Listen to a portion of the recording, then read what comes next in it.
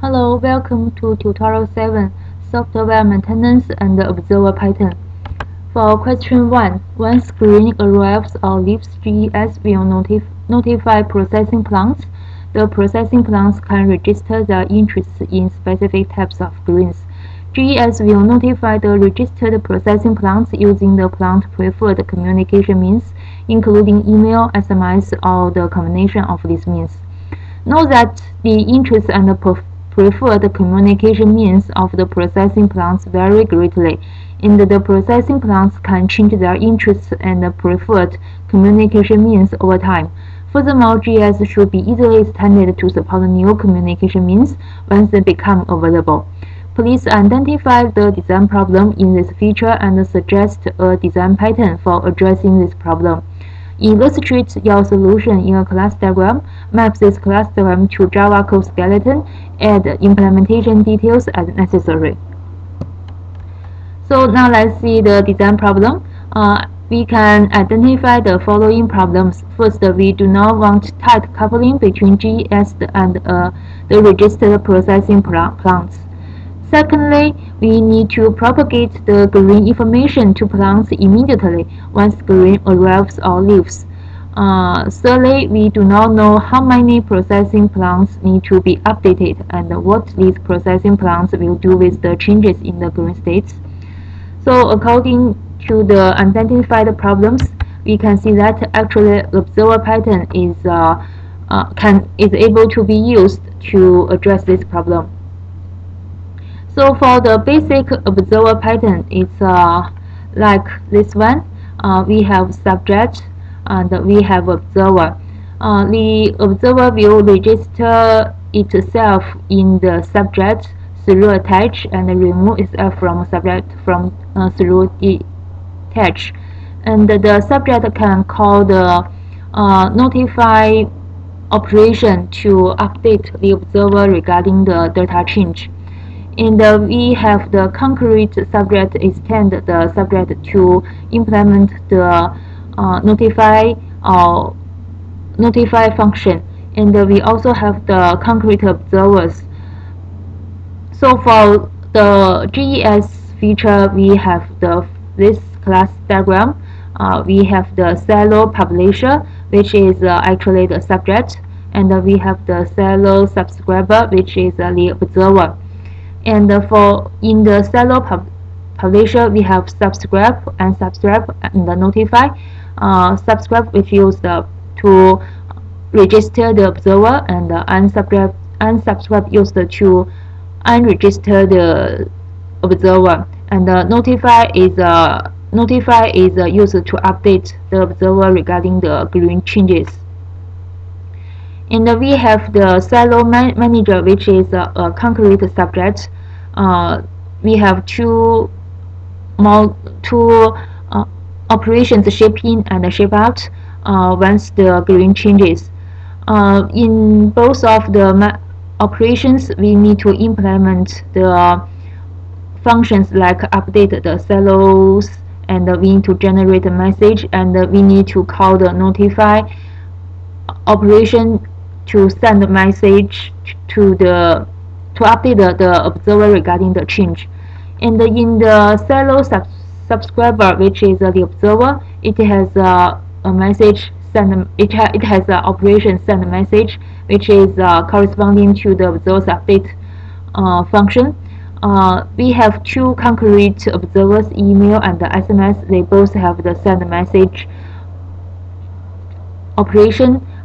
In email, the send message need to implement generate an email with the given message and send to the given URL. And in SMS observer, it need to generate a short message with the given message and send to the given phone number. So now let's see the code skeleton. For the silo publisher, which is the subject, it has a list of registered observers, which are the plants.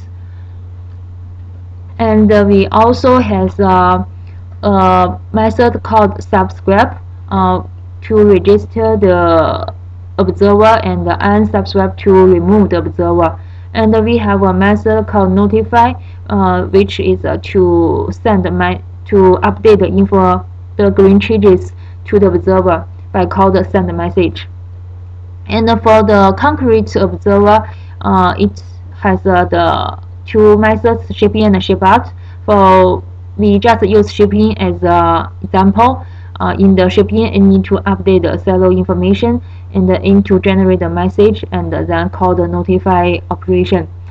And for the observer, it has declared a method called send message. And for the two concrete observers, email and SMS, they both need to implement this method send message, and according to the previous class diagram.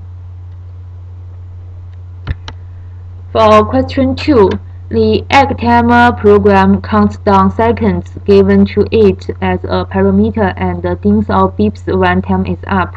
More specifically, the egg timer program must take a single integer value on the command line. It must interpret this value as the number of seconds to count down until ding or beeping the computer. The egg timer program must display the number of seconds left as it counts down. The first version of the program must display its output on the command line. Later versions must open a GUI window and display the countdown there. Consider three alternative designs for the egg timer. Evaluate these alternatives with respect to encapsulation, coupling, and cohesion. Which would you judge as the best? Can you think of an even better design alternative? Okay, now we can see that we have three alternatives. So for alternative A, it uses a pulse class to to notify the egg timer class every second, and the egg timer calls time display show to display the number of seconds left. The time display dings or beeps the computer when seconds reach 0. So for alternative B, it replaces the pulse class with the timer class, and the instance of the timer class called the run operation in the timer task object at regular time intervals.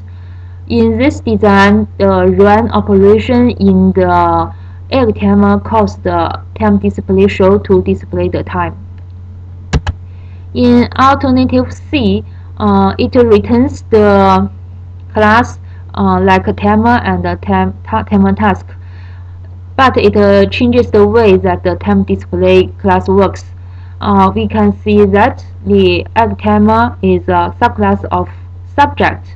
A subject class keeps a list of observing objects. Every time it notifies observers,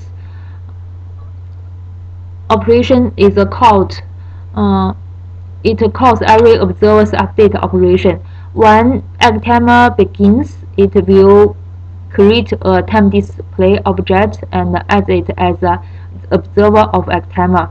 When egg timer run executes, it calls notify observer, which in turn calls time display update. This operation calls egg timer get second to get the time left and display it. So now let's compare A, B, and C. From the aspect of encapsulation, for A, because the egg timer needs to know the exact operation in time display, and the pulse needs to know operation tick in egg timer, so actually it's a bad encapsulation. And for B, the egg timer manages time decrement by self instead of being called by pulse, so it's a better compared with A. For C, the egg timer completely ignorant of time display's internal working, so it's the best one. From the aspect of coupling, for alternative A, the egg timer, time display, and pulse, they need to work together, so it's a tight coupling. And for alternative B, because there is no pulse, so actually it's a better coupling than A. For C, it's the most loose one. It can take out the time display and slow in other observers. From the aspect of cohesion, we can see that for alternative A, the egg timer has a responsibility also for display, so actually it's a bad cohesion.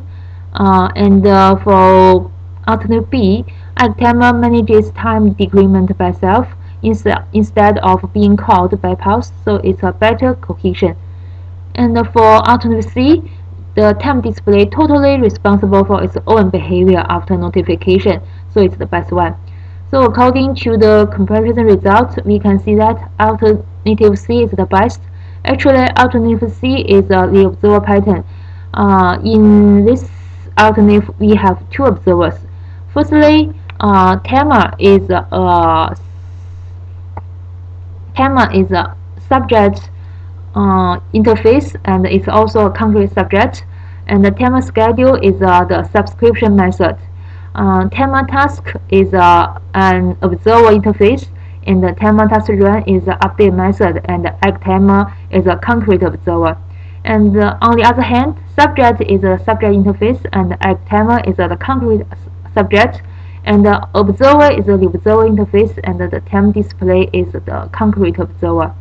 So to achieve a better design, if egg timer can read the number of seconds remaining to database, and the time display retrieves it for display, then egg timer and the time display can be totally decoupled.